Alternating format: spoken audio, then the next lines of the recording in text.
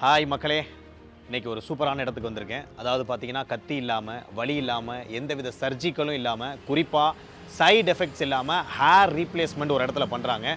அந்த இடத்தோட பேர் Sage hair for ever.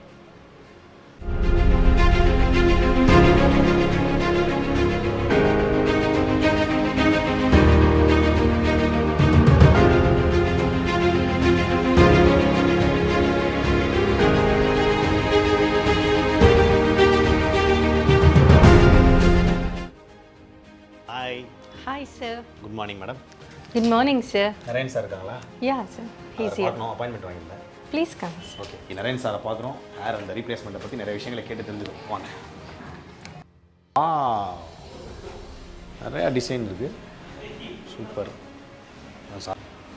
Sir. May come in. Welcome. Thanks for coming. Please. Yes brother. Sir சொல்லுங்கள், எப்படி இருக்கீங்க? First fantastic. இப்போதைக்கு நிறைய கேள்விப்பட்டிருக்கேன் உங்களை பற்றி. குறிப்பாக வந்து ஒரு 12 வருஷமாக வந்து ஹைட் அண்ட் சீக்காக வந்து இந்த விஷயத்தை பண்ணிகிட்டே இருக்கீங்க தொடர்ந்து. நாட் ஒன்லி லைக் கஸ்டமர்ஸ்க்கு மட்டும் இல்லாமல் நிறைய ஸ்லிப்ஸ் கூட நீங்கள் பண்ணுறீங்க. நிறைய பேர் கரெக்ட் பிரதர். ஆனால் அது சொல்லக்கூடாது.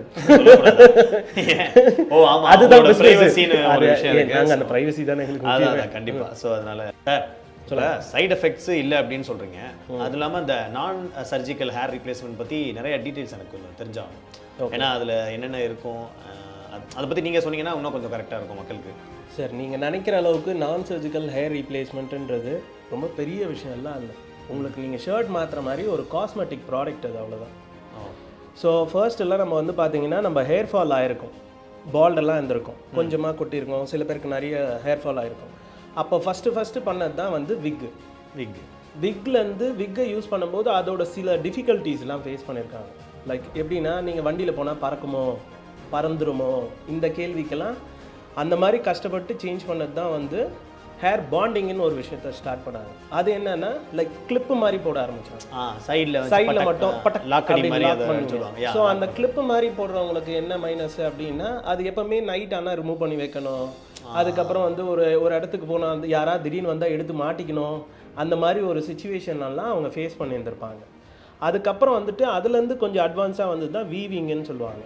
வீவிங் என்னென்னா, உங்கள் ஹேரோட நாட் பண்ணி பண்ணுவாங்க. அதனால என்னென்னா, உங்களுக்கு தூங்கும்போது ஒரு கம்ஃபர்டபுள் இருக்காது, ஒரு தலை வலிக்கிற மாதிரி இருக்கும். பேஸ் திக்காக போடணும் அதுக்கு. ஸோ அதில் வந்து ஒரு ஹியூமன் ஹேர் யூஸ் பண்ண மாட்டாங்க. ஸோ இந்த எல்லா விஷயத்தையும் கரெக்ட் பண்ணி வந்தது தான் காஸ்மெட்டிக் சிஸ்டம்.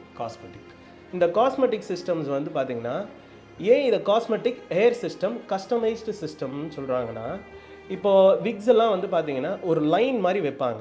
லைக் இப்போ உங்களுக்கு இவ்வளோண்டு போனாலும் ஃபுல்லாக தான் வைக்கணும். ஆமாம். நீங்கள் இங்கே மட்டும் போச்சுன்னா இங்கே மட்டும் பண்ணுறது தான் வந்து காஸ்மெட்டிக் சிஸ்டம். இப்போ ஹியூமன் ஹேர்ஸ்லாம் வந்து பார்த்தீங்கன்னா, நம்ம ஒரிஜினல் முடியும் அந்த முடியும் ரெண்டுமே மர்ஜ் ஆகும், லைக் மிங்கிள் ஆகும், மிக்ஸ் ஆகும். சரிங்களா? ஏன் அப்படின்னா, நம்ம சாப்பிட்றதுனால நம்ம ஹேருக்கு வந்து நியூட்ரிஷன்ஸ் கிடைக்கும். இந்த ஹேருக்கு நம்ம ஒரு கண்டிஷனர்ஸோ இல்லை ஒரு ஸ்ப்ரேவோ இல்லை ஒரு சீரமோ அப்ளை பண்ணால் அதுக்கும் அந்த ஒரு நியூட்ரிஷன் விட்டமின்ஸ் வந்து கிடைக்கும். அப்போ தான் அந்த ஹேரும் மர்ஜ் ஆகும். இதுக்கு முன்னாடி யூஸ் பண்ண அந்த ப்ராடக்ட்லாம் வந்து பார்த்திங்கன்னா சிந்தட்டிக்கில் யூஸ் பண்ணியிருப்பாங்க. சிந்தட்டிக்கும் ஹேரும் வந்து ஜெல் ஆகாது. அதனால தான் நீங்கள் நிறைய பேரை வந்து ஈஸியாக ஐடென்டிஃபை பண்ணிப்பீங்க. இதுதான் ரீசன்.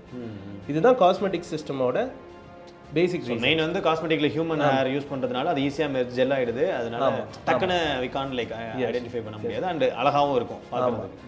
நாங்களும் 2010லேருந்தே பண்ணிட்டு இருக்கோம். ஆனால் திடீர்னு எங்களுக்கே தெரியாது, 2015-16க்கு அப்புறம் தான் திடீர்னு ஒரு பெரிய பூம் நடந்தது. யாருமே இதை பற்றி யோசிக்கிறது இல்லை. நான் பண்ணிக்கிறேன், ஒரிஜினல் முடி வச்சிருக்கேன், எனக்கு ஷேவ் பண்ணிடுங்க அப்படின்னு வராங்க. எங்களுக்கு அப்படிலாம் வரக்கூடாதுங்க. கொஞ்சம் கொட்டி இருந்தால், நாங்கள் சொல்கிற 3rd or 4th ஸ்டேஜ் இருந்தால் இதை யூஸ் பண்ணுறது நல்லது.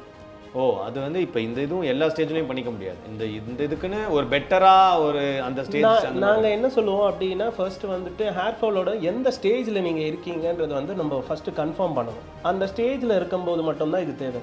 இல்லைனா நீங்கள் நேச்சுரலாக மேபி உங்கள் ஜெனட்டிக்கில் பிரச்சனை இல்லைன்னா, மேபி உங்களுக்கு வளரவும் சான்சஸ் இருந்ததுன்னா யூ கேன் ட்ரை சம்திங். நீங்கள் சீரியஸாகவே இப்போ டிரான்ஸ்பிளான் பண்ணியிருப்பீங்க, எனக்கு டென்சிட்டி பத்தலைன்னு ஃபீல் பண்ணியிருப்பீங்க, அப்போ நான் பண்ணணும்னு நினச்சா we will do it. Okay. ஏன்னா ஒரு டென்சிட்டி போட்டு திருப்பி ஃபைபர் போட்டு திருப்பி சில பேர் மறைப்பாங்க. சில பேருக்கு டென்சிட்டியே ஓரளவு கொஞ்சம் மர்ஜ் ஆன அளவுக்கு, ஏன்னா அவங்களோட டோனர் ஏரியாவிலேருந்து பண்ணுற ஏரியாவே கம்மியாக இருந்ததுன்னா இட்ஸ் இட் ஓகே. ஒருவேளை எனக்கு இன்னும் திருப்பியும் பால்னஸ் இன்க்ரீஸ் ஆகிட்டு இருக்கு, அப்போ திருப்பி அவங்களால எவ்வளோ தான் ஹேர் பின்னாடி இருந்து ஸ்டாண்ட்ஸ் எடுத்து வைக்க முடியும். ஸோ அது வைக்க முடியாது. அந்த மாதிரி இருக்கிறவங்களுக்கு we will do a cosmetic systems.